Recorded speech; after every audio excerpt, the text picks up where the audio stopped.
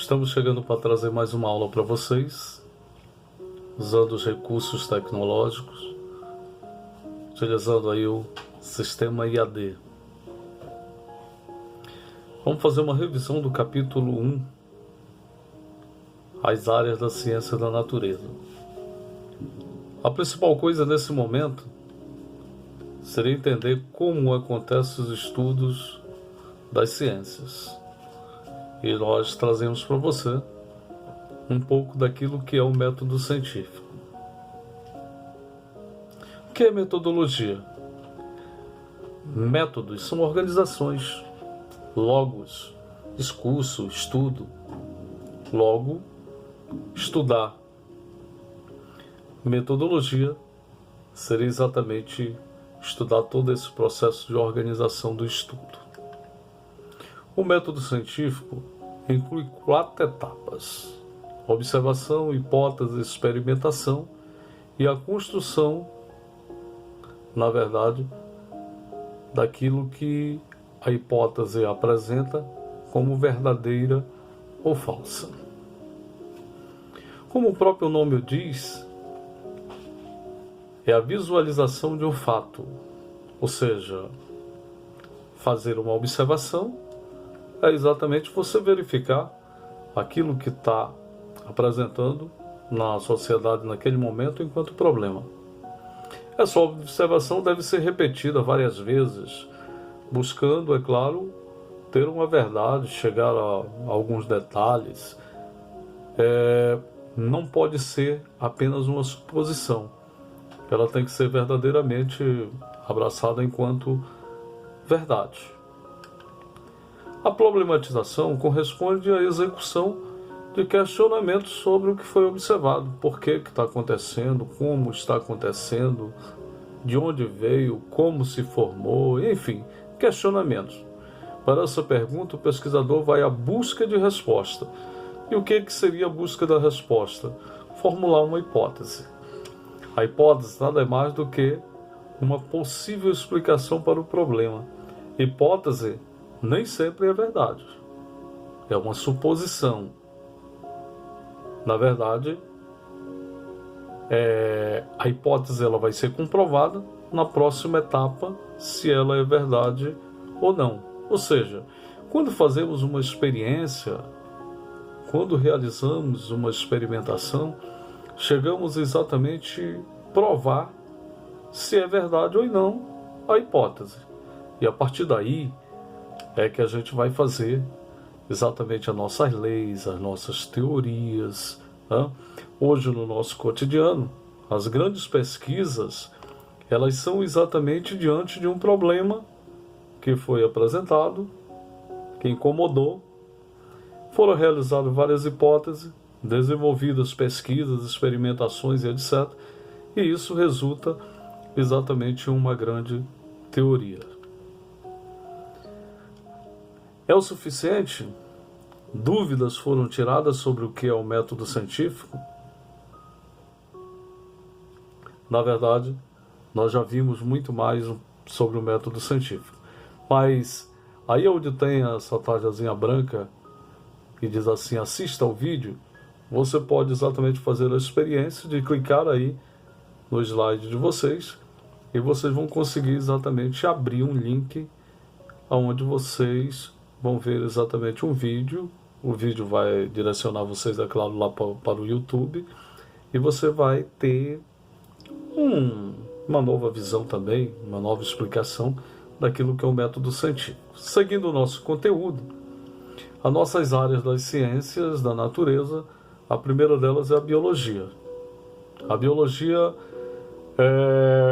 estuda a bioquímica, a botânica, a evolução, a fisiologia, a genética, a ecologia, a zoologia.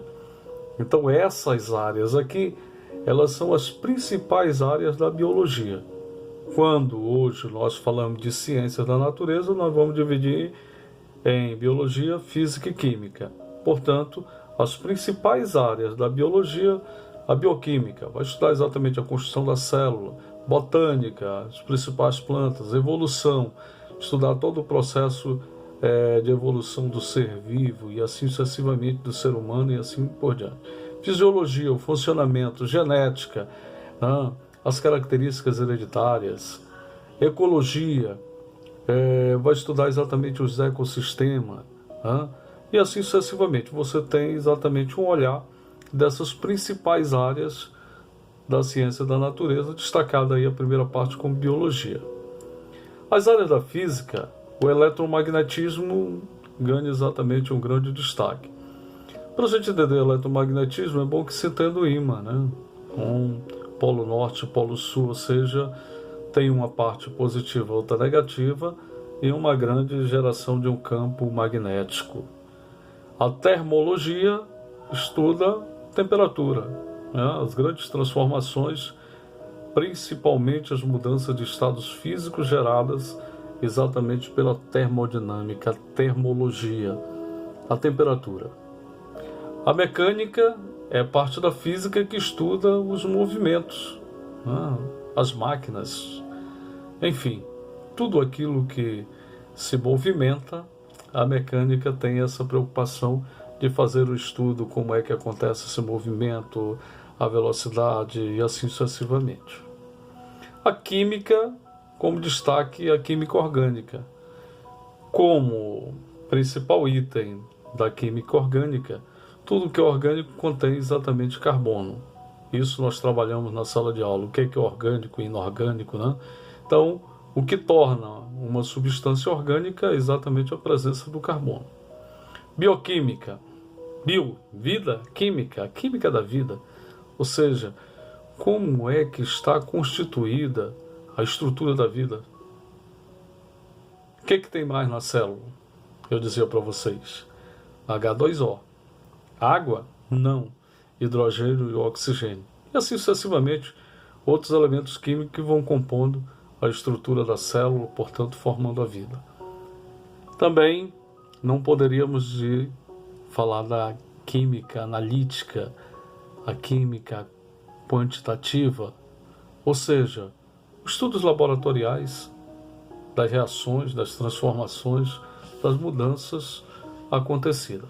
Portanto, quando falamos desse capítulo de ciência da natureza, compreendemos exatamente física, química e biologia, e cada uma especificamente trabalhando as suas áreas. Uma das áreas da química que também nos chama a atenção é a radioatividade, provocada exatamente pelo principal elemento químico que nós chamamos de urânio, né? E, na verdade, no Brasil, nós temos a construção de usinas que utilizam o urânio como uma das formas de produção de energia. Vale ressaltar que é um material quimicamente forte, que também pode ser utilizado, ou melhor, foi utilizado na construção da bomba atômica, tem uma radioatividade muito grande e assim sucessivamente. Físico-químico. Ora, propriedades e características física e química da matéria. Matéria é tudo que tem massa e ocupa lugar no espaço. Então, tudo que nós podemos exatamente medir o seu volume, né, a sua capacidade, e necessariamente podemos medir a sua massa, nós vamos chamar de matéria. E essas propriedades físico-químicas, você entender exatamente a estrutura, como ela é formada, e exatamente a sua estrutura física, como ela também está constituída.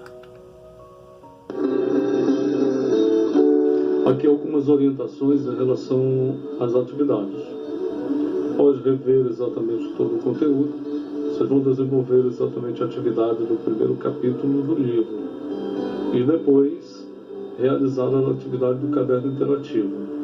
Vale ressaltar que o caderno interativo ele é parte avaliativa, ou seja, vou tomar exatamente como nota das avaliações trimestrais. E dessa forma a gente vive uma experiência nova, né? Vamos construindo enquanto estamos distantes as nossas aulas, tirando as nossas dúvidas, desenvolvendo as nossas atividades, fazendo acontecer uma aprendizagem significativa em nossa vida. Agradeço a atenção de vocês E aqui está mais uma aula, revisando aí o capítulo 1.